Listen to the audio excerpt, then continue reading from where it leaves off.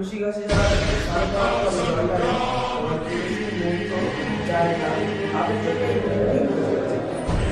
তুলসী গাছে জল ঢালার নিয়ম আমি এই ভিডিওর মাধ্যমে বলছি।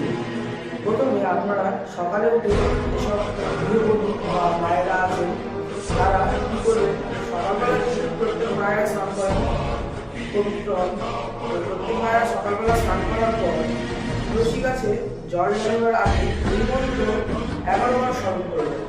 মন্ত্রটি আমি বলছি, মন্ত্রটি হল তুলসী তুলসী নারায়ণ তুলসী বৃন্দাবন তোমার শিরে ঢালি জল কালে বৃহস্পতি। মন্ত্রটি আমি আরেকবার বলছি, তুলসী তুলসী নারায়ণ তুলসী বৃন্দাবন তোমার শিরে ঢালি জল কালে বৃহস্পতি। মন্ত্রটি আমি আরেকবার বলছি, তুলসী তুলসী নারায়ণ তুলসী বৃন্দাবন তোমার শিরে ঢালি জল কালে বৃহস্পতি। এই মন্ত্রটির মানে হলো তুলসী তোমার মাথায় আমি জল ঢালছি এবং তুমি তুলসী নারায়ণ, নারায়ণের অংশ বা তুমি নারায়ণের তোমার মাথায় জল ঢালা মানে সাক্ষাৎ নারায়ণকে জল ঢালা এবং তুলসী তুলসী নারায়ণ তুমি তুলসী বৃন্দাবন অর্থাৎ তুমি নারায়ণ আবার তুলসী বৃন্দাবন তুলসী মাথায় জল ঢালতে নারায়ণের মাথায় যেমন জল ঢালার সময় তেমন বৃন্দাবনের ভ্রমণ করারও ফল লাভ করা যায়। তাহলে নারায়ণ বৃন্দাবন তোমার শিরে ঢালি জল অর্থাৎ তুলসী গাছের মাথায় অর্থাৎ তুলসীর যে জল ঢালা হচ্ছে সেই সময় নারায়ণ তোমার শিরে ঢালি জল অর্থাৎ তোমার মাথায় ঢালি জল অতীতকালে বৃহস্পতি।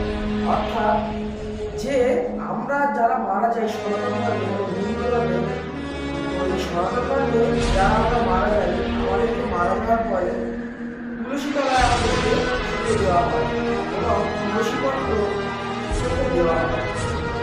তো সেই কারণে এই মধ্যে বলা হচ্ছে তুলসী তুলসী নারায়ণ তুলসী তোমার শিরে ঢালি জল অতীতকালে বৃহস্পতি। অর্থাৎ সবাই কিন্তু এই তুলসী তলায় ঠাঁই পায় না, যারা ফ্ল্যাটে থাকে বা কলকাতায় থাকে যারা বাইরে থাকে তারা কিন্তু এই জায়গাতে স্থান পায় না।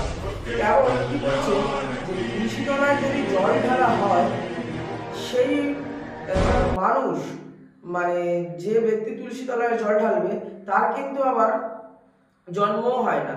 অর্থাৎ সঠিকভাবে যদি সারা জীবন আপনি এই তুলসী তলায় যদি জল দিতে পারেন অর্থাৎ তুলসীর মাতার মস্তকে অর্থাৎ তুলসীর শিরে যদি জল দর্পণ করেন বা জল ঢালেন তাহলে কিন্তু জন্মও হয় না।